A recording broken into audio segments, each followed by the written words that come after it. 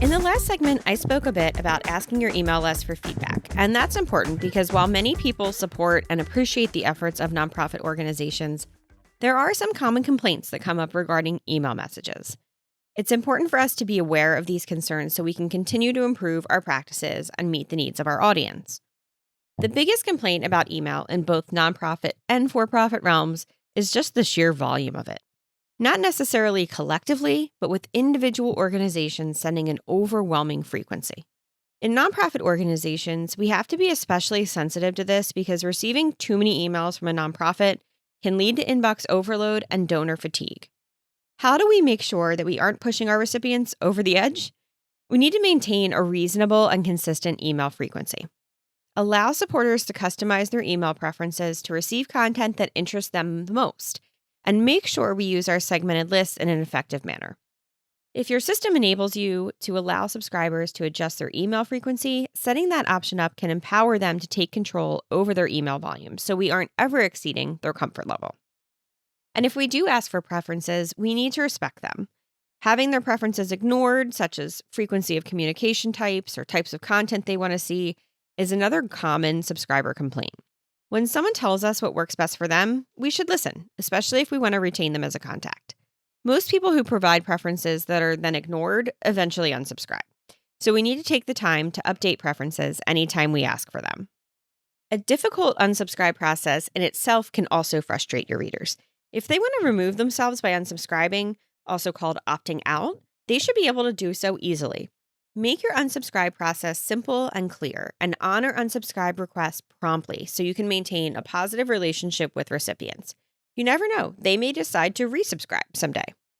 Other common complaints are lengthy and complex emails and lack of clarity in emails.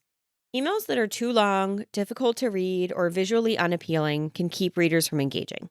So we want to keep our messages concise, use clear headings, and break content into digestible sections. Visuals can also enhance readability. In the case of emails that lack clarity, people feel confused about what action you're asking them to take or what goal you are asking them to help meet. So we need to clearly communicate the purpose of our message, have that clear call to action, and be very transparent about how readers can get involved or support our cause. Another primary complaint is receiving email messages with irrelevant content. This means a subscriber opens the email and the content there is not relevant to their interests or any previous interactions they've had with your organization. Again, list segmentation can be very helpful here, allowing us to tailor content based on donors' preferences, history, and engagement level. No one should be opening an email and asking, "Why did I get this?" Recipients also get frustrated with common and impersonal communications, messages they feel lack a sense of connection. If a contact has attended an event, volunteered, or donated, they want to feel known and appreciated. So use personalization to address recipients by name. And again, segment your audience to deliver more targeted and relevant content. Specific to the nonprofit realm, another common complaint is too many requests for money. For contacts that feel like they don't have a clear understanding of the organization's impact or are questioning why appeals are coming so frequently, there are often two underlying issues. One being a knowledge gap that we're obligated to close to make sure that donors understand the need for and utilization of funds. The second being an imbalance in content that's resulting from too many appeals without other mission-based messaging or the organization's work, success stories, opportunities to engage beyond giving financial donations. And as a follow-up to complaints about asking for money too often, subscribers also get frustrated when we aren't clear about where the funds we're asking for will be used or where their donations will go. So providing transparent updates on our campaigns can help build trust with our supporters.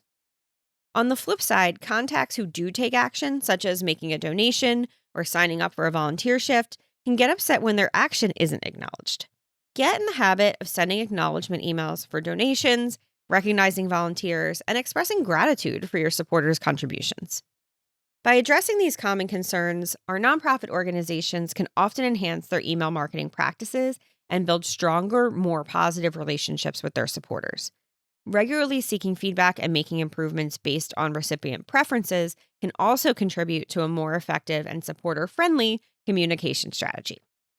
But before I sign off on today's segment, I also want you to consider the biggest mistakes that nonprofits make with email marketing. And to no surprise, many of them are sources of the complaints we just discussed, including neglecting to properly segment email lists and sending generic emails out to everyone, sending one-size-fits-all emails without personalization, another nod there to the idea of generic, overlooking mobile optimization, resulting in a poor user experience and decreased engagement, and often related to that, failing to test emails, resulting in broken links and other formatting issues. Generally neglecting design, leaving cluttered layouts or lacking visual appeal will definitely decrease readability. Communicating too frequently or too infrequently, with over-communication leading to subscriber fatigue and infrequent communication removing your organization from top-of-mind consideration.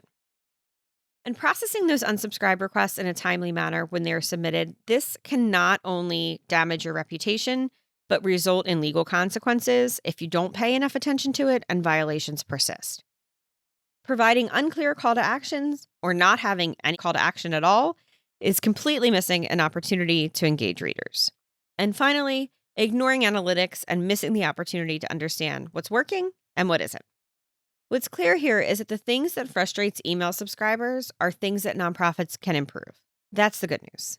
The challenge is often carving out the time to improve them. I know that's tough when everyone is busy with so many other demands, but it's also critical.